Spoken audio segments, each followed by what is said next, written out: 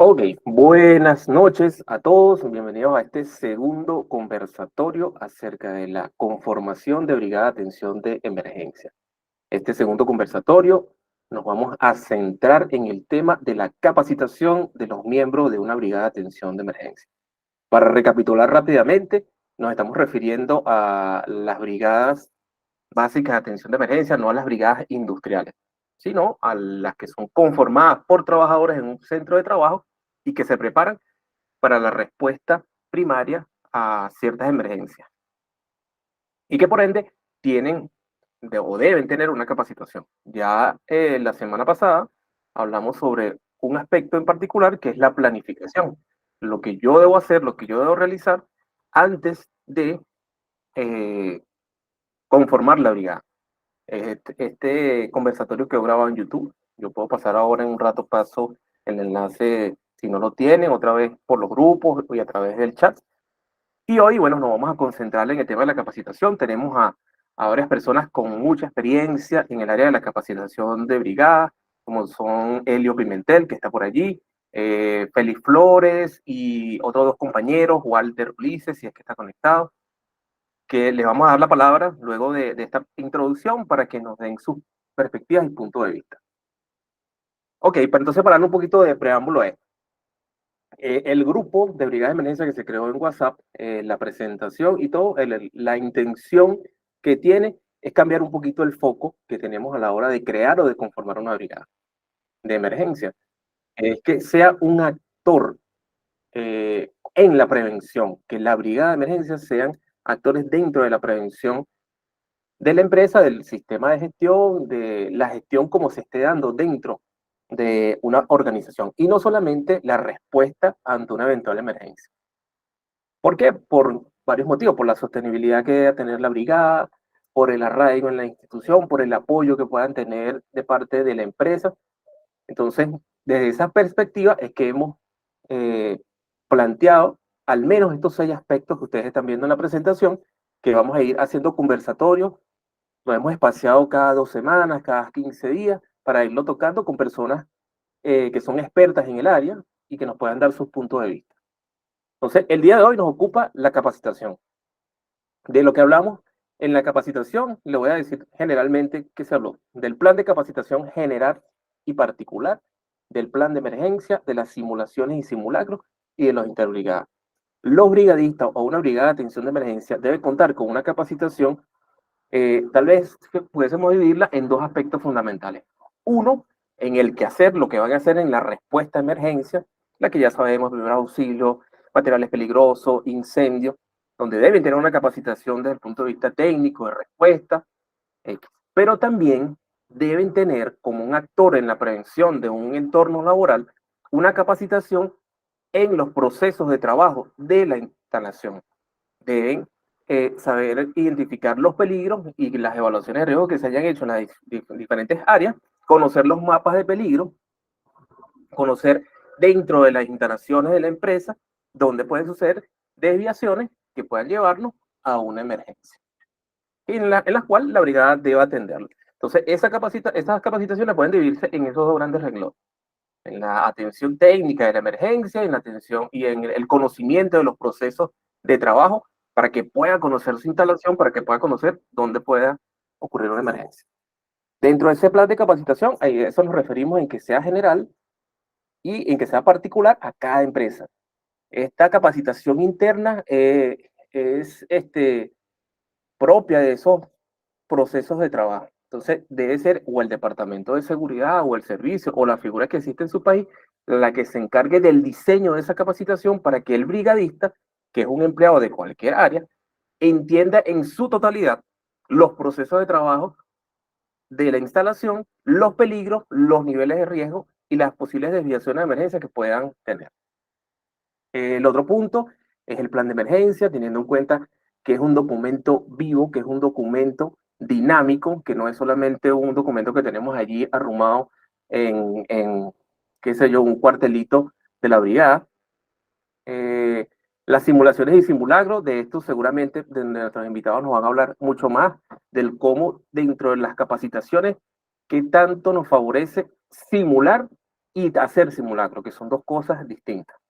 Y por supuesto, la parte que muy divertida o de recreación con propósito, que son las interbrigadas, es cuando ya yo tengo una brigada, pueda hacer algún tipo de competencia, de acercamiento con brigadas de otras empresas. Bueno, chicos, de eso es lo que vamos a hablar un poco el día de hoy. Déjame a, a comenzar, déjame quienes están por aquí. Voy a habilitar el micrófono y como tengo ya confirmado aquí a mi amigo Helio Pimentel, vamos a darle la palabra al amigo Helio Pimentel para que nos hable de esta perspectiva y bueno, lo que él desea hablar. Un momentico aquí, voy a activar los micrófonos. Si necesitas cámara, Helio, me dice. Si quieres que te veamos, me dice, ya habilité el micrófono. Hola, buenas noches, David, y por supuesto a toda la gente que se conecta. Veo a gente conocida de Venezuela. Está también por aquí Deidiano Monroy, un cordial saludo desde Colombia. Jonathan Balbuena, Vía Pinto hace rato, Daniel Guarisma, por ahora no los veo, pero bueno, buenas noches, bienvenidos todos. Gracias, David, por la iniciativa y por la invitación. Helio, si deseas compartir o te dejo ese fondo de pantalla o quieres darle, tú me dices. O si quieres que te active tu video también. Si quieres Ok, que te veamos. fíjate, bueno, digamos que tomé nota de algunos puntos que mencionaste y un poco cómo lo veo yo, ¿no? Desde el punto de vista de la formación y la capacitación, que digamos que es el tema de hoy. Bueno, ahí dice capacitando, plan de capacitación general y participar, ok, simulaciones, simulacros, etcétera.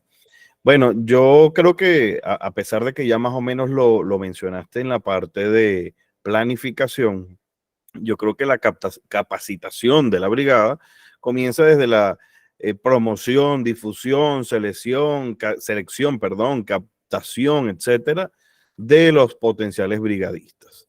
Siempre atendiendo a lo que has hecho énfasis de brigadistas voluntarios, ¿no? Lo que nuestra ley de bomberos establece como brigada de atención de emergencias, en el caso venezolano.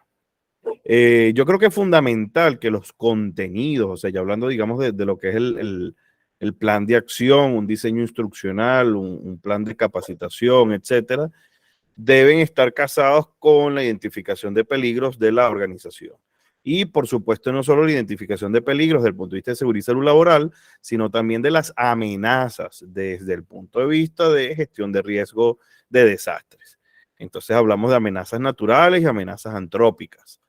En función de eso es que se puede diseñar el plan de formación, ¿no? Por lo menos hemos tenido oportunidad de formar brigadas en oficinas. Por ejemplo, recientemente nos tocó con Banca Amiga, que es un banco famoso aquí en Venezuela, y bueno, el caso de ellos optaron por 4 o 5 módulos que quizás conversemos ahorita, pero los módulos eran de 4 horas, que comúnmente los manejamos de 8 horas, porque bueno, se entiende que es una torre de oficinas y que quizás los riesgos operacionales no sean tan elevados, ¿no? Otro de los puntos que a mí me interesaría abordar como manera importante es el tema que tú mencionas como prevención. Yo voy más allá que la prevención y lo menciono como gestión de riesgo. Y fíjate que es tan importante que cuando discutimos una de las normas fondonormas en el 2022, no recuerdo si fue la de plan de emergencia o la de brigadas, creo que fue la de brigadas, alguien insistía en que la brigada era respuesta a emergencia. Y yo insistí en que no era solo respuesta, sino que tiene que ser de prevención, de gestión de riesgo, etcétera. Y bueno, al final digamos que lo gané y lo gané con el argumento de que nuestra ley de bomberos, me perdonan lo extenso del nombre, pero es la ley orgánica del servicio de bomberos y de los cuerpos de bomberos y bomberas y administración de emergencia de carácter civil. Obviamente hablo del caso venezolano, que fue promulgada el 28 de diciembre del año 2015, establece precisamente que la brigada no es solo de atención de emergencia, sino que además es de como les digo, prevención. Ahorita busco, cuando tengo oportunidad, y les leo taxativamente lo que habla. Bueno, con respecto a las simulaciones y simulacros, también podemos hablar, igual el caso de recreación con propósito, que me gusta mucho que le pongas ese apellido de recreación con propósito, porque lamentablemente muchas veces, y el ejemplo que pusiste es competencias interbrigadas, hay muchos otros, pero el caso de competencias interbrigadas comúnmente son como actividades bomberiles y más enfocada, como digo, a bomberos, muchas veces basada en una competencia de bomberos que se llama Firefighter Command Challenge, pero que no están realmente aterrizadas a la realidad y que muchas veces es como una gincana y vamos a correr todos para todos lados y compitamos y tal, pero no hay unos componentes de planificación, como tú llamas de sistematización, digamos que algún aprendizaje significativo o algo por el estilo. Como sí lo fue el caso del reto a Pesla, las competencias interbrigadas que organizó Emerson Cuadra a Pesla, donde, por ejemplo, una de las estaciones era de materiales peligrosos, que además no es tan común ver en las competencias interbrigadas, pero donde realmente el brigadista demostraba competencias y aptitudes. Bueno, yo creo que más o menos eso es lo que podemos disertar en la noche de hoy. Perfecto, Elliot. Voy a hacer una pasada primero de preguntas y después te voy a hacer después una pregunta a ti en específico, pero quisiera darle la oportunidad a las personas que nos están escuchando. Ya estamos por sobre los 26, 27 personas conectadas. Primero, si pueden colocar allí en el chat de dónde son, de dónde se están conectando. Y segundo, pueden alzar la mano para hacer las preguntas que tengan a bien hacer hasta este momento, lo que hemos hablado hasta ahora, que ha sido una introducción del tema de la capacitación. Disculpen, estoy un poquito disfónico. Entonces, esperamos aquí quien alce la mano, quien quiera hacer una intervención, alguna consulta, ya todos tienen activo el micrófono, tienen el chat para que nos digan de dónde se están conectando, rapidito nos pueden decir. Ajá, alguien por allí se atrevió. En el panel de abajo, si usted está desde su teléfono, va a haber una manito. Usted puede tocar esa manito. Yo lo voy a ver aquí, lo nombro y le digo, bueno, adelante, hable. Para activar su micrófono, tiene el simbolito de un microfonito abajo. Si está desde su teléfono, te lo pincha y ahí va a poder conversar. No hay ningún problema en la cámara, no lo vamos a ver de imprevisto porque tengo desactivadas todas las cámaras. Así que no se asuste de que si toca algo se le va a abrir la cámara y lo van a ver porque no lo van a ver. Está todo desactivado. Bueno, por aquí tenemos gente de Alexis Estrada de Venezuela, tenemos a Eudi desde Punto Fijo y tenemos a Jonathan Balbuena desde Maracaibo. Bueno, ya que no se atrevieron, voy a hacerte la consulta, Elio. Bueno, no, sí, aquí está adelante, Deidanio Monroy. Abra su micrófono y pregunte. Sí, mucho gusto. Buenas noches a todos. Desde Panamá, el teniente Deidanio Monroy, pues soy parte del equipo de instrucciones de bomberos y soy parte también del equipo de instrucciones de protección civil. O sea que mayormente se involucra mucho lo que es el esquema de gestión, prevención, mitigación en todo el esquema del riesgo. Entonces, algo importante que yo visualizo que en algunos países, vamos a hablarlo con pena ajena, como Panamá, no hay una homologación directa en cuanto a quién en realidad debe asumir el mando en un sistema de comando de incidente ante un escenario de desastre o de una labor preventiva. Ya que aquí, pues, por lo menos muchas veces se espera de que caiga el cielo para decir hacia dónde me dirijo. Entonces, aunado a eso, hay muchas situaciones que son incremento de la misma o el mismo desconocimiento de la propia ciudadanía. Entonces, como docente, aparte de eso, como docente también universitario, es algo como uno evalúa muchas contestaciones de algunos estudiantes o de algunas personas en el ámbito civil cuando tú le preguntas si hay un sismo en este momento en un salón de clases, ¿tú qué harías? Y la primera respuesta de las personas es salir corriendo. Entonces, yo le pregunto, ¿pero salir corriendo hacia dónde? Dice, no sé, dónde lo primero que se me ocurra. Entonces, ¿qué quiere decir? Que a pesar de que, vamos a decirlo, cuando se han incrementado normas, tanto internacionales como nacionales, en cuanto a si actuar o no actuar, quedarme dentro o salir afuera, algo de la cultura a nivel mundial, pienso yo, se ha quedado en un letargo, donde cada quien al tomar muchas capacitaciones como de este tipo, eh, se quedan o buscan es un incremento a su hoja de vida y como lo dijo Helio, es algo donde las personas, al ser brigadistas o a ser nominadas para esta selección, deben tener eso que es que les guste esto, como decimos, el estar almorzando, el estar cenando, el estar desayunando, se activó una alerta y sabes que tienes que estar preparado. Al escuchar la sirena o el esquema de llegada a un cuartel o a atender una situación, tienes que dejar tu familia muchas veces. Entonces es como que no se da ese valor a las unidades que prestamos muchas veces o arriesgamos nuestra vida por salvar otra, que es el fin de todo prevencionista. Entonces es algo importante saber eh, en los países las homologaciones, cómo se dirigen, cómo se distribuye el trabajo en un sistema de comando de incidentes o cómo se estandariza, ya que hay normas estándares como las ISO, las NIT, está la NFPA, principalmente la 101, que es la de seguridad humana, pero muchos gobiernos, vamos a hablarlo así, no toman esto en serio. Partidas que son predestinadas para los equipos de respuesta nunca se ven. Entonces siempre el voluntario es el más afectado, ya que el permanente por ende es el primero en que le dan un uniforme. Pero el que está como voluntario, si no tiene la facilidad económica para comprar tu uniforme o que tienes que estar esperando a que alguno de los compañeros que son pagos o permanentes te ceda uno de sus uniformes que ya están prácticamente deteriorados. Entonces es ahí donde no hay una ley universal ni por la ONU, ni por la CEPREDENAC, ni por la OMS, ni la OPS, a pesar de las situaciones biológicas, muchos departamentos de bomberos, muchos voluntarios están ahí, como decimos acá en Panamá, al pie del cañón para prestar su servicio, pero no pueden porque no tienen el equipo, no tienen un seguro de vida adecuado.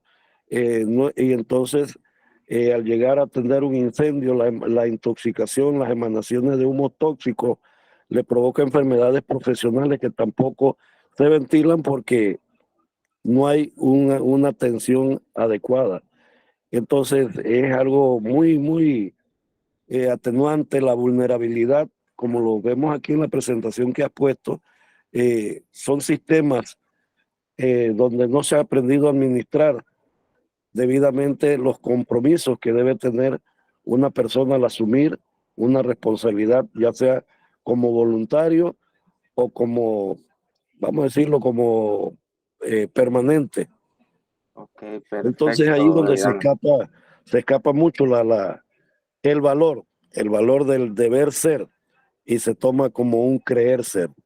Mucho gusto y pues discúlpame si me extendí y estamos aquí a la escucha. Saludos. No, para nada, Diana. Bueno, gracias. Tal vez hablaste de una realidad un poquito más ampliada de todo. Ahorita estamos en la realidad un poquito más centrada solamente al de las organizaciones, pero sé que son temas que algunas veces vienen a colación de todo esto. Bueno, creo que teníamos por aquí a Endui. Endui, si estás allí, si vas a hacer alguna consulta, adelante, que alzaste la mano. Sí, buenas noches, ¿me escuchan? Sí, te escucho perfecto, adelante.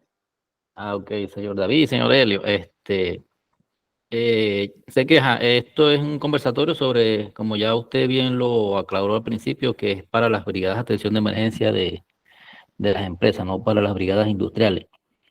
Pero mi consulta es la siguiente, con respecto si hay alguna norma acá en Venezuela que regule lo que son las brigadas industriales.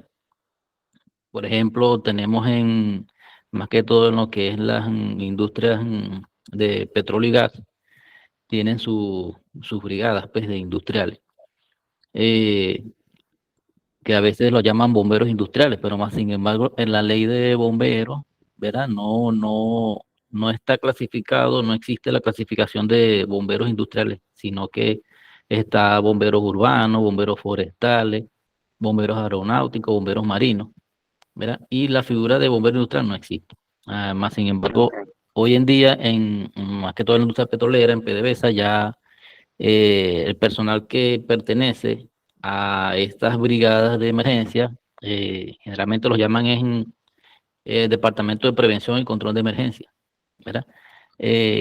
Quisiera saber si hay alguna norma, algo jurídico que avale estas brigadas pues, de bomberos industriales. Perfecto, Henry. Antes de darle la palabra a Lorena, Elio, si quieres contestar esto, tú como también parte de los bomberos y parte de Fondo Norma, sé que existe la NTF, la 4042, pero no sé si hay alguna específica que le puedas hacer referencia. Adelante, Elio. Ok, excelente pregunta. Fíjense, en Venezuela, nuestro marco normativo y jurídico y legal, está establecido la obligación de tener brigada en el decreto 2195, que es el decreto de prevención contra incendios. Es ese el único documento que establece la obligatoriedad o la necesidad o la exigencia de tener brigadas de atención de emergencia o control de emergencia. La ley orgánica de bomberos que mencioné hace rato nos establece en un par de artículos, en el artículo 22 y en el artículo 23, precisamente cada una de estas. En el 22 define la brigada de atención de emergencias en organismos públicos y del sector privado, y el artículo 23 establece lo que son las brigadas de control de emergencia industriales. Que como bien dice el colega, en la ley de bomberos no están establecidas como bomberos, aunque anteriormente se llamaban bomberos industriales y por tradición las seguimos llamando así. De hecho, yo me atrevería a seguirlos llamando así porque muchas veces, y sin temor a ofender a mis colegas municipales, urbanos, etcétera, muchas veces los bomberos industriales o los brigadistas de las industrias están más capacitados, más dotados, y la mayoría de los casos vienen además de bomberos precisamente urbanos. Ahora bien, no hay más que ese reglamento que mencioné, el reglamento de prevención contra incendios, que establece que todos los entes públicos y privados deben tener una brigada, y la ley de bomberos. En cuanto a la ley de bomberos, podemos también hablar un poquito sobre el tema de la formación, pero no quiero agotar el tema para verlo más adelante. Como referencia, podemos utilizar, bueno, recordar que nuestra LOPSIMAT y todo lo que viene por debajo de ella, el reglamento, etcétera, establece que las empresas deben dar primeros auxilios, deben dar respuesta a emergencia, etcétera, pero en ningún lado establece como tal la necesidad o la obligatoriedad de una brigada. Yo puedo, por ejemplo, contar con el cuerpo de bomberos y tener acercamiento a ellos, etcétera. Puedo contar con una empresa privada de ambulancia y con eso estar dando el cumplimiento a lo que me establece la ley. De hecho, podemos recordar también que el convenio 155 de la Organización Internacional del Trabajo, OIT, también establece que se deben brindar los primeros auxilios, las medidas de primeros auxilios, y con esto el INSACEL nos deja ordenamientos, por ejemplo, de tener maletín de primeros auxilios. Y bueno, lo otro que tenemos es la norma venezolana Covenin de socorrismo en las empresas, que nos establece incluso un listado de cosas que debe tener el kit de primeros auxilios. Sin embargo, recordemos que esa norma es voluntaria, no es una norma vinculante. Es importante mencionarlo. Y más aún, pues lo que acaba de decir David, la norma técnica Fondo Norma, que nos habla de brigadas de emergencia, que recientemente fue actualizada, pero recordemos también que todas las normas Fondo Norma son voluntarias, ninguna es obligatoria. Adicionalmente a esto tenemos un par de normas Covenin, que son la 2226, que nos habla de planes de emergencia, y la de planes de emergencia en instituciones educativas, en el caso obviamente que es una institución educativa, que a pesar de que no es exactamente de brigada, pues obviamente está muy relacionado a lo que es el plan de emergencia con la formación de la brigada. Espero haber respondido. De todas formas, por el chat voy a enviar alguna información adicional. Genial, Elio. Déjame ahora verificar aquí. Creo que teníamos una persona más, Lorena. Tenías la mano ahí, la bajaste. No sé si te arrepentiste, pero si, si quieres participar. Igual yo le tengo aquí unas cuantas preguntas a Elio. Porque fíjense, la intención de esto también nació porque había muchos compañeros de departamentos de seguridad, de servicios de seguridad, tanto en Venezuela como en otros países, que se disponían a hacer la conformación de sus brigadas, obviamente con las leyes de sus países. En Colombia, en Perú, en Chile, hay normativas y hay leyes, al igual como en Venezuela hay normas donde les establecen los parámetros generales y principales. Pero cuando llegamos a esta parte de la capacitación, y es una pregunta que le voy a hacer a Helio, porque es una persona que tiene experiencia en la capacitación, y se lo voy a poner como un escenario.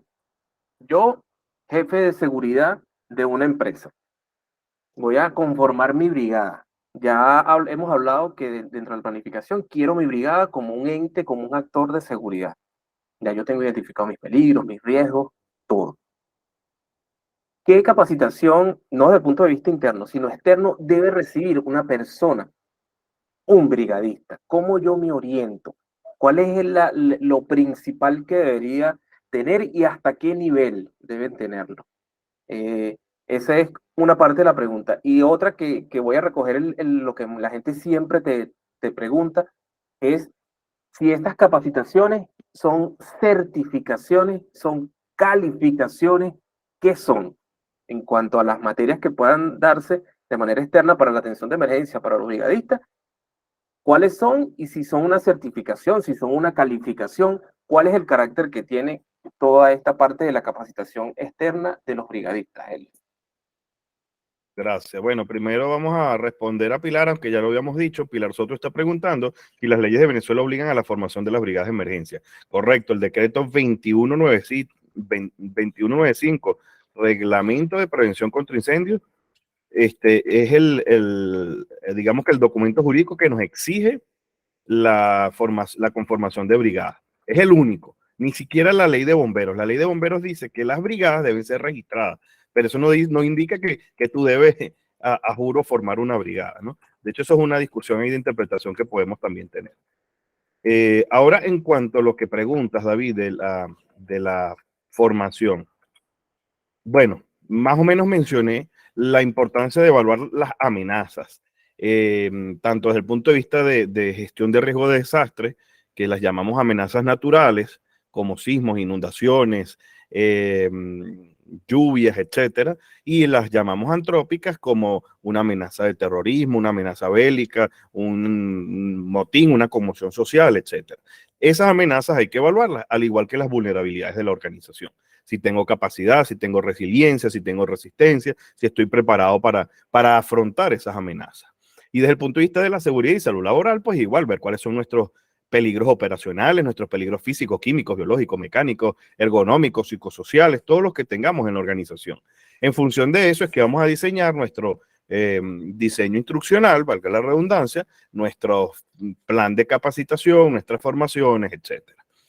Nosotros digamos que más o menos desde EPSICA, valga la cuña, hemos reseñado eso en módulos. Y la ventaja de hacerlo por módulos es que precisamente se pueden adaptar al requerimiento de la organización. Fíjate, David, que una de las cosas que tú siempre preguntas sobre caso de éxito, que a nosotros nos daba excelente resultado, es el primer módulo, que nosotros lo llamamos conformación de brigadas.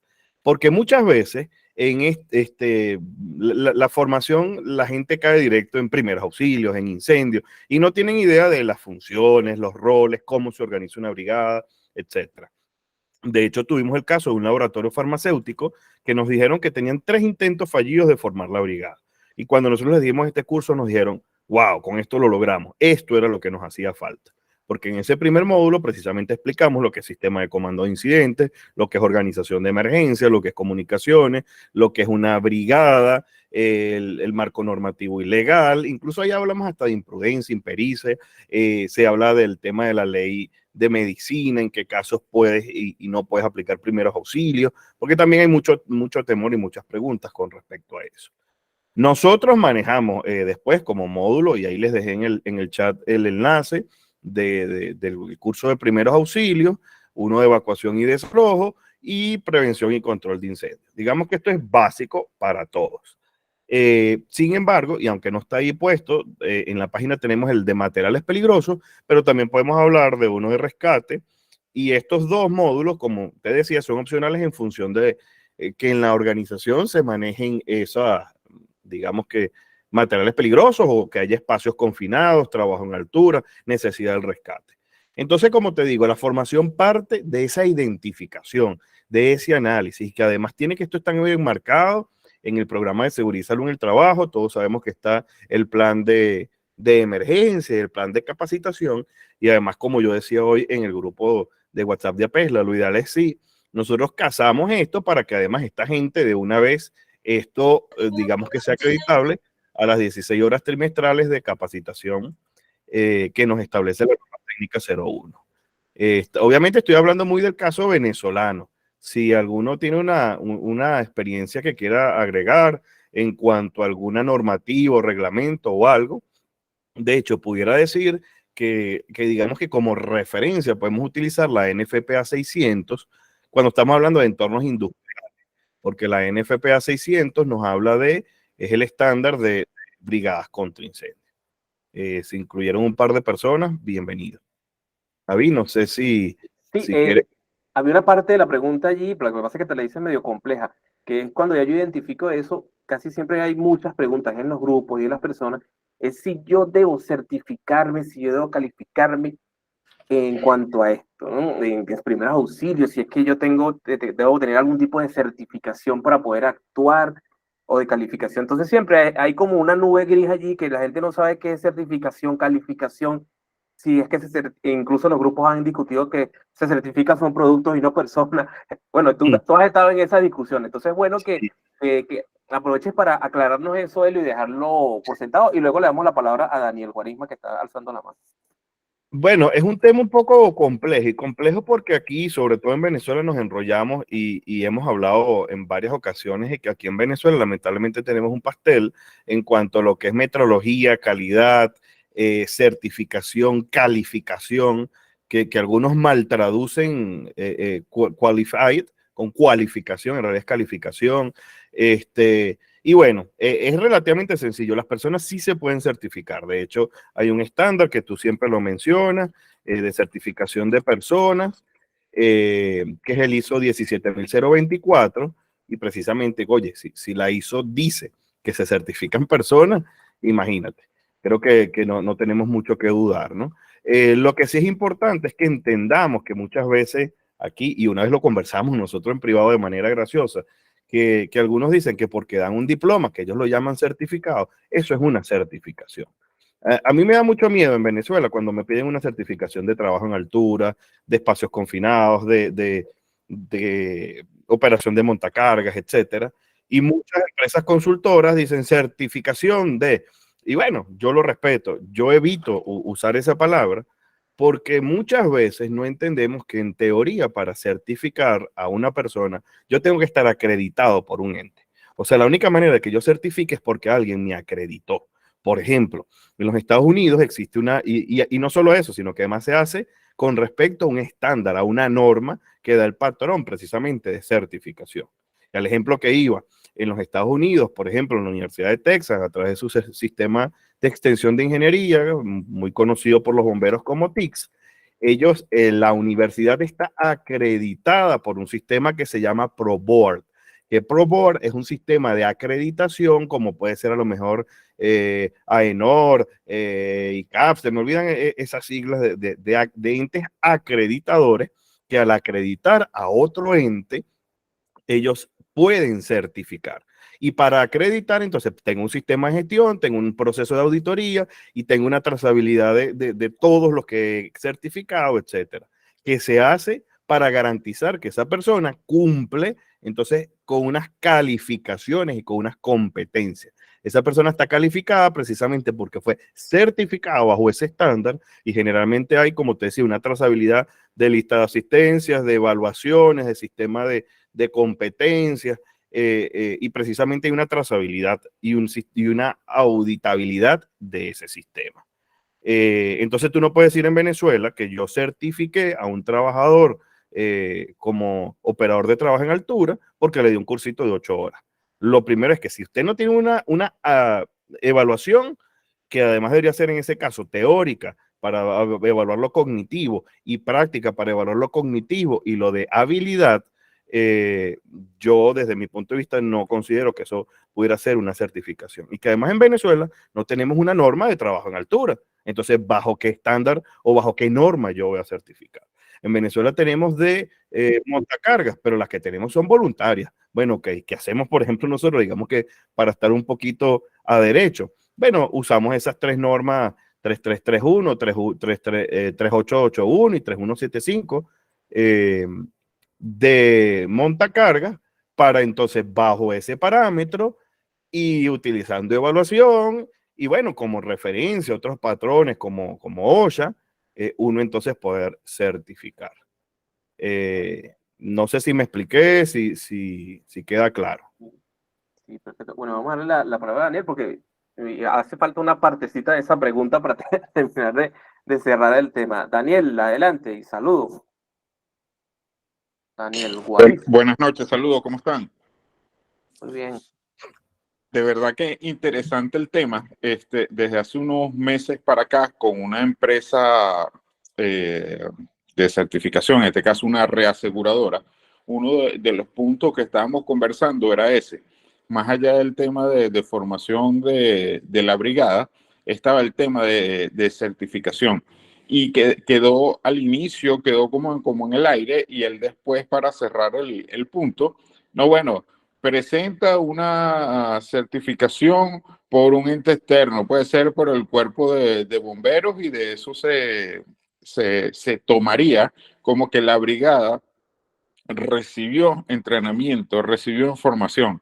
Pero más allá del tema del papel o del certificado, es el tema de competencias, es el tema de presupuestos, es el tema de equipo y es el tema de frecuencia, porque a lo mejor yo le puedo dar ahorita un entrenamiento a un grupo de personas, chévere, le di 60 horas de entrenamiento en un lapso de 3 meses, pero después pasan 2, 3 años y ni siquiera un extintor agarran. Entonces el punto no era una pregunta, era solamente un comentario, porque me recordé de esa dinámica conversación. Este es el tema del peso como tal de la palabra certificado, como lo estaba diciendo Helio, porque tiene muchas aristas, tiene mucha tela que cortar, y pienso que hay un área de oportunidad importantísima con ese tema. Saludos, buenas noches. Muchísimas gracias, Daniel. Pero vamos a seguir en esta misma línea para ya estos 15, 20 minutos que nos quedan, pero también, Helio, fíjate, ahora para el mismo escenario, ¿no? Yo sigo allí, si soy el jefe de seguridad, ya sé que ya diferencié certificación o no. ¿Qué estándar pudiese yo tener para yo verificar que la empresa externa me está dando un curso con un contenido que realmente tiene algún tipo de soporte? Por ejemplo, te doy ejemplo. Yo he visto cursos de primeros auxilios donde tú dices, oye, un curso de primeros auxilios, 8 horas, y la gente, bueno, aprende hasta inyectar. Y tú dices, ese es el enfoque. Cursos de, bueno, te puedes dar muchos ejemplos, pero lo que quiero es ver con base a tu experiencia, qué estándar puedo tener yo que voy a conformar una brigada, y quiero saber si realmente el contenido del curso de un agente externo que me va a dar la capacitación está acorde. Por ejemplo, en esas 3 Marías que tú nombraste, en incendio, en primeros auxilios y en evacuación o desalojo. Bueno, fíjate, yo creo que hay varios aspectos, ¿no? De hecho, esto está muy hilado con lo que hablábamos anteriormente, y lo que pasa es que el tema es súper extenso, y me preguntaste lo de la certificación y la calificación, porque entonces caemos con quién es la persona avalada o certificada para poder formar la brigada. Y esto, bueno, pudiéramos también debatirlo mucho, ¿no? De hecho, recientemente se ha más o menos debatido en los grupos, y algunos han hablado de que a juro tiene que tener lo que se llama FIE 30, formación de instructores empresariales del INSES, Instituto Nacional de Capacitación y Educación Socialista, creo que es el nombre del INSES, y resulta que el INSES tiene varios años que no dicta esa formación, la dicta de manera intermitente, la hay, no la hay, etcétera. Y además no existe por ley una obligación de que a juro tenga que estar registrado o que tenga que tener esa formación. Obviamente, si la tiene, le va dando como que más plus, por decirlo así. Entonces, yo poniéndome así en los zapatos de un jefe de seguridad y salud en el trabajo de una empresa, es complejo, porque no tenemos, digamos que como decimos en Venezuela, tenemos muy poco asidero de acreditación, de certificación, etcétera. Entonces termina siendo como cuando uno evalúa un currículum. Igual, pues obviamente ver el portafolio de la empresa, los clientes que tiene, la experiencia que tiene, quiénes son sus instructores, etcétera. Y bueno, por ejemplo, tú dices, obviamente, si es un bombero, se supone que debe tener las competencias para el de incendio. Si es un especialista en atención prehospitalaria, paramédico, técnico en emergencias prehospitalarias, médico, bombero, algo por el estilo, bueno, es alguien que debería estar capacitado para darnos el curso de primeros auxilios, ¿no? Igual pudiéramos hablar del especialista en teoría o la profesión específica de la parte de gestión de riesgo en Venezuela, el licenciado en administración de desastres. Digamos que no hay una respuesta concreta, es más un tema de eso, de evaluar. Igual, por ejemplo, lo que hablábamos, aunque no es requisito tener el llamado anteriormente componente docente o diplomado en docencia universitario, bueno, son plus que van dando. Igual como pudiéramos hablar, bueno, un instructor certificado en los Estados Unidos bajo NFPA 1041 con estándar Pro Board, se supone igual que tiene unas competencias como instructor de incendio. Pero digamos que no hay una respuesta concreta así de quién es esa persona certificada o avalada. Incluso fíjate una cosa, y hoy lo decía en el grupo de APESLA, es muy mi apreciación, pero yo creo que parte de lo del registro de profesionales de seguridad y salud en el trabajo del IMSACEL es precisamente que a mi entender, yo debería, o el instituto debería valer únicamente los cursos de los profesionales registrados. Entonces, esto deja, digamos que un poco desvalida la formación que puedan dar los cuerpos bomberos o los bomberos. O pudiera yo decir, bueno, va a servir para la brigada, pero no va a ser acreditable para las 16 horas de capacitación. Bueno, algunos contamos con la dicha de tener todo en uno, ser bombero, tener ese registro de instructor, porque somos profesionales del área. Pero digamos que en conclusión no hay una receta así mágica de decir en Venezuela quién es competente y quién no.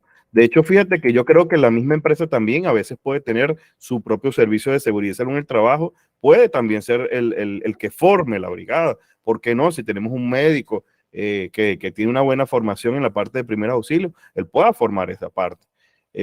O si tenemos dentro de nuestros profesionales a lo mejor algún bombero o alguien con experiencia en incendio, un buen técnico, un buen ingeniero industrial, pueda también ser el formador.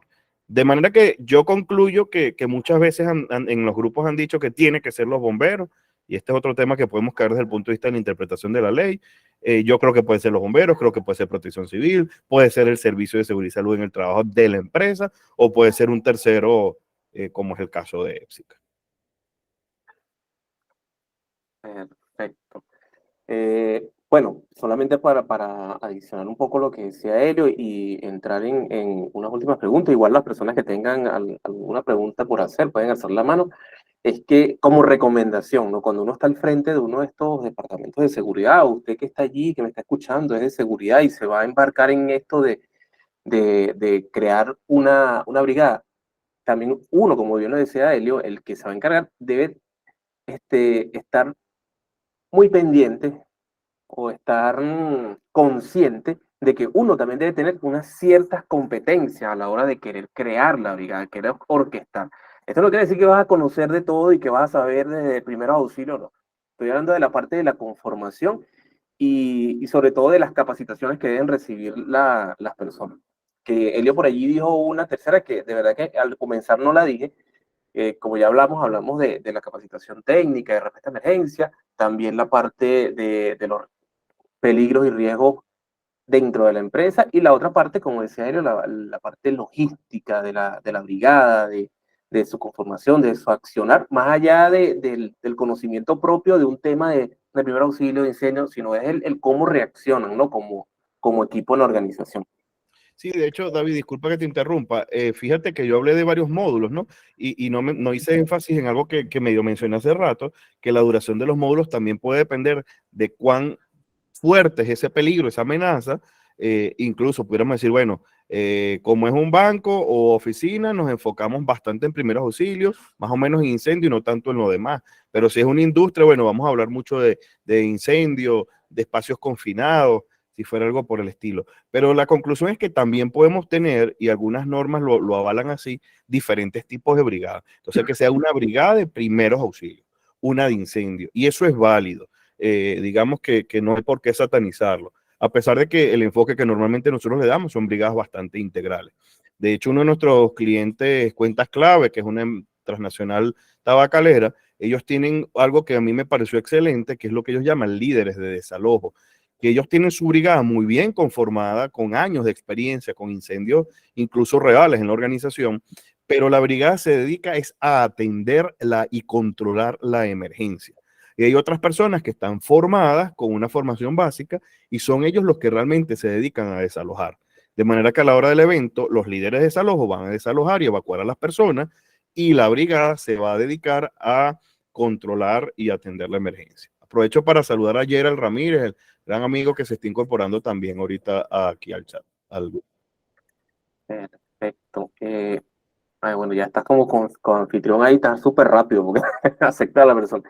Bueno, entonces, para culminar la idea, antes de hacerte otra pregunta, entonces, yo, persona de seguridad que estoy al frente de allí, tengo que tener muy claro todo esto que hemos hablado de la identificación de peligros, riesgos, amenazas y vulnerabilidades, para entonces entender, así sea de un nivel básico, lo que es un diseño instruccional de una capacitación.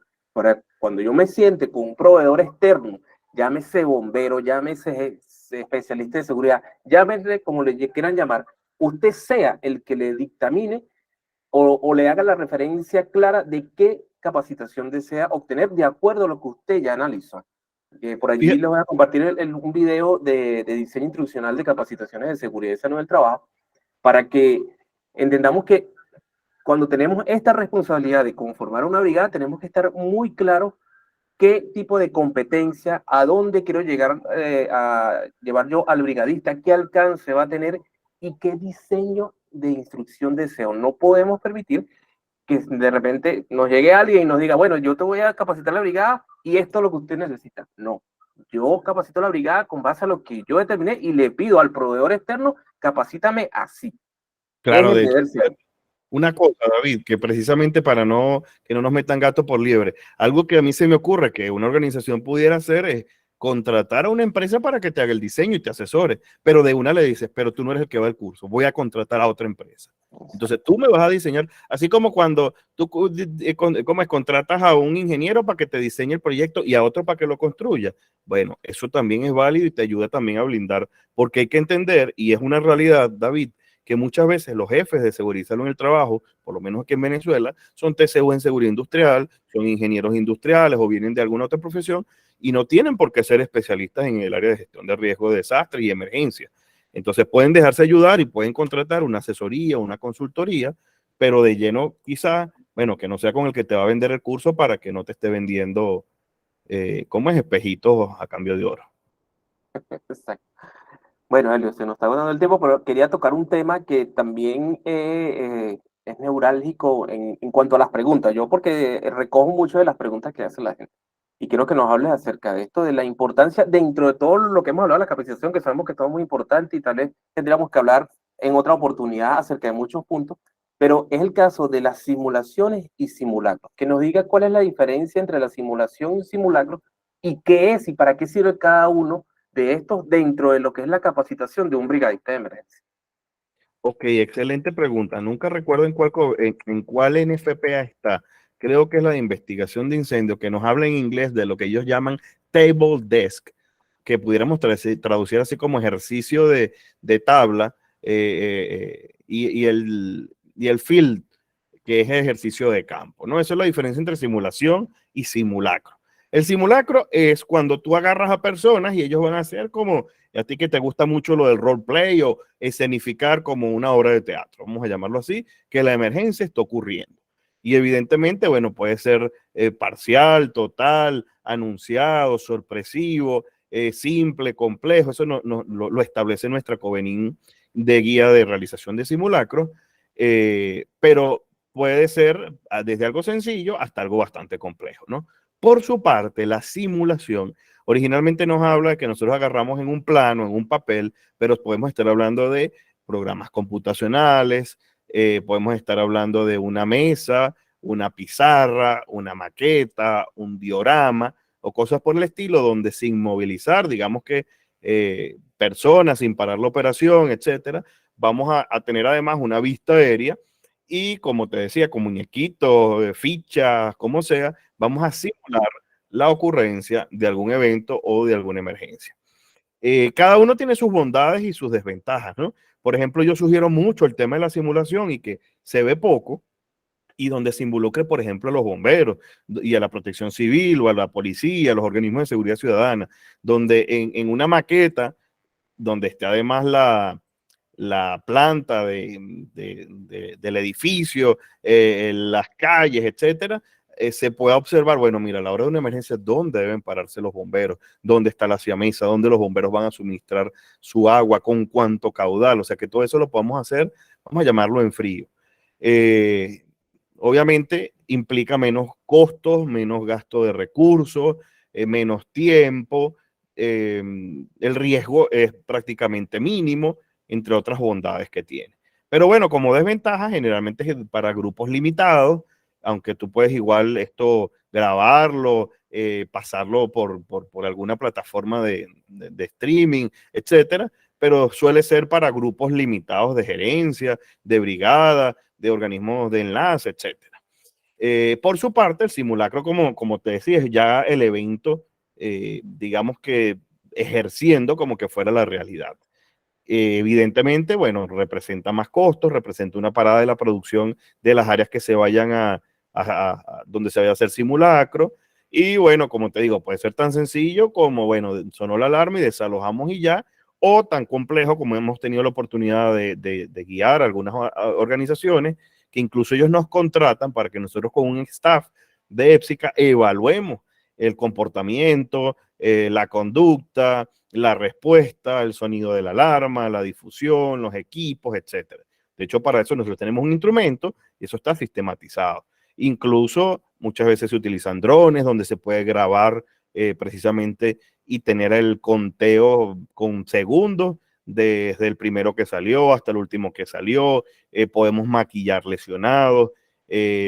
Bueno, prácticamente que la imaginación es el límite y pudiéramos decir casi que como que pasa en TNT, pasa en la vida real. Gracias, David, por el video que estás compartiendo ahí de EPSICA, hablando de primeros auxilios con nuestra doctora Lineker Perdomo. Y bueno, digamos que para concluir esto de simulaciones versus simulacros, como les digo, ambos tienen sus bondades, ambos tienen sus ventajas y desventajas. En Venezuela nuestra guía, nuestra Covenin de guía de realización de simulacros nos establece que se deben hacer al menos 2 simulacros al año. Yo creo también que es importante que luego del simulacro se emita un informe. En nuestro caso nosotros lo hacemos y dejamos ese informe donde quedan las oportunidades de mejora. Y de hecho nosotros tratamos de enfocarnos mucho en lo que se hizo bien, en lo que sí hizo bien la brigada, sí hizo bien el Departamento de Seguridad y Salud en el trabajo. Y bueno, por supuesto siempre quedan oportunidades de mejora, que además sirven para auditoría. O sea, nosotros tenemos clientes que son organizaciones, el simulacro, nuestro informe, que además tiene un registro fotográfico, el informe, se emite también un certificado para la organización donde se explica que tuvieron el simulacro, pues eso les ha servido para auditorías bien sea de la corporación, externos, etcétera. No sé si alguna pregunta, comentario, que veo a la gente ahí como tranquilita. Sí, están ahí expectantes. Igual, bueno, alcanzamos lo prometido, que es 1 hora. No quería dejar este último tema, el de la integridad, aunque ya nos diste un comentario, Helio, pero también con base a una reflexión, ¿no? Muchas veces la integridad y el término de una actividad recreativa con propósito me lo copié de Emerson, porque creo que ha sido, por lo menos en Venezuela, para las personas que están en otros países, Emerson Cuadra es una persona en Venezuela que goza de una muy buena reputación en cuanto a su nivel en las capacitaciones de seguridad y salud, entre esas la de las brigadas de emergencia y estos eventos interbrigadas, ¿no? Que son bien famosos y concurridos. Y él muy bien lo explicaba o lo decía, que era una actividad recreativa con propósito. Y entonces en las interbrigadas muchas veces, bueno, la gente dice, o el empresario dice, ¿para qué? Entonces te pregunto yo a ti, Helio, si yo soy el empresario que tengo que sufragar una cierta cantidad de dinero, que ya capacité a la brigada de todo, y la brigada me dice, quiero ir una interbrigada. Yo sé que va a depender cómo lo venda, ¿no? Pero, ¿cuál sería la principal razón por la que una brigada debería participar en interbrigadas? Mira, voy a empezar quizás por la que pareciera menos importante, pero para mí es importante entender que esto es un premio, es un reconocimiento a la brigada. Porque una de las cosas que yo he tenido la dicha desde hace como 15 años, por ejemplo, antes incluso de tener Épsica, de compartir con laboratorios productos terapéuticos Meyer, por ejemplo, que fuimos 2 o 3 veces a las brigadas que organizaba Improfuego en el Club Firestone, allá en Guacara, Valencia. Y es un día de compartir, de pasarla ameno, de echar broma. De hecho, nosotros íbamos claros que nos iba a ganar Plum Rose, que nos iba a ganar La Migal, que nos iban a ganar algunas empresas que tenían años siempre punteando ahí, pero que íbamos a pasarla bien, a pasarla chévere y a disfrutar, a divertirnos. Entonces yo sí creo que es una recreación laboral, que también ha sido un tema discutido en estos días, importante. Entonces, para mí lo primero es eso, que es un premio a la constancia, al voluntariado y a esa organización de la brigada. Segundo, permite precisamente eso, medir cómo ha sido mi formación y mi capacitación. Aunque como mencioné hace rato, muchas veces las competencias interbrigadas son más de destrezas bomberiles, que no necesariamente es lo que yo necesito en mi organización, pero bueno, me permite medir y comparar, contrastar con otras organizaciones cómo es al menos el entrenamiento, aunque muchas veces este entrenamiento es más el tema físico que de capacitaciones, pero bueno, medirme y comparar con otras organizaciones, ¿no? Lo otro es que además es una experiencia significativa, que es un aprendizaje. Yo creo mucho en la lúdica, en el aprender jugando, por eso me parece que es maravilloso eso de la experiencia con propósito, pero es importante, como decía, que el diseño de esa brigada, de esa competencia interbrigada, también tenga eso, precisamente un propósito. Por ejemplo, ajá, está bien, vamos a lanzar mangueras y a conectar paños de bomberos, mangueras. Ok, eso es válido y es importante, pero no es lo que comúnmente se hace en una brigada. Oye, por ejemplo, que haya una estación donde hayan preguntas de primeros auxilios o donde usted demuestre que hace realmente RCP y lo hace de la manera adecuada según los lineamientos de la Asociación Americana del Corazón, por poner algún ejemplo. Creo que eso es precisamente lo que nos lleva. De manera que, digamos que ya puntualizando, diría esas 3 cosas, ¿no? El premio que significa a la brigada, 2, el cómo me mido yo con otras organizaciones, y 3, que realmente sea una experiencia formativa, de aprendizaje, de conocimiento para la brigada.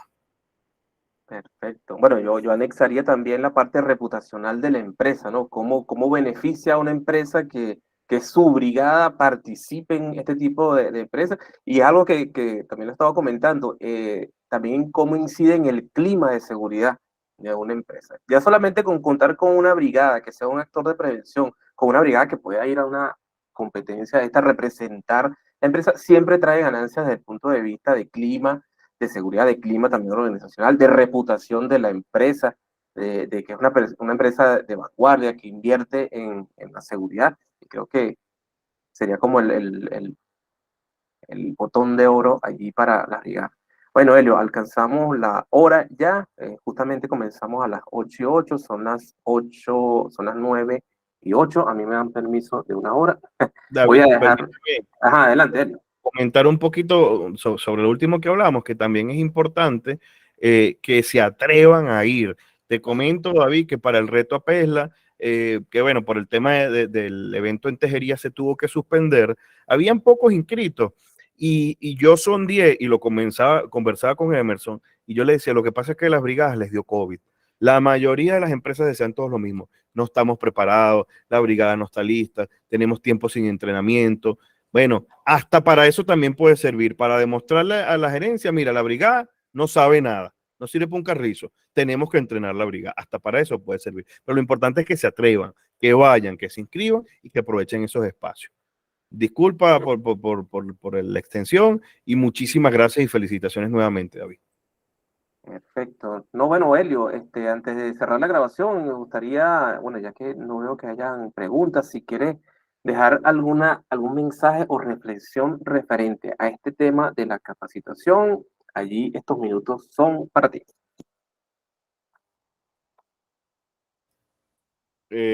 Vamos a ver, ya va a leer. Gerald dice, un beneficio de compartir es el reconocimiento entre colegas que cuando exista la emergencia, integrantes de múltiples brigadas se apoyen sin desconfianza. Eso está excelente, Gerald. De hecho, siempre lo menciono, pero cuando tenemos cursos con organismos de seguridad ciudadana y nos juntamos bomberos, policía, de protección civil, etcétera. Sin embargo, esto que tú mencionas da pie también a algo que siempre hago énfasis con los cursos de las brigadas, que son los comités de ayuda mutua y que yo trabaje de manera coordinada con la brigada que está al lado. De hecho, en Caracas nos pasa mucho y algo que siempre dice el director de EPSIC, Eduardo Villarruel, que está conectado por ahí como Rizo Villarruel, es que es común que muchas empresas ven la plaza y son varios edificios y dicen todos vamos a desalojar hacia ahí. Y a la hora de algo, pues no cabe.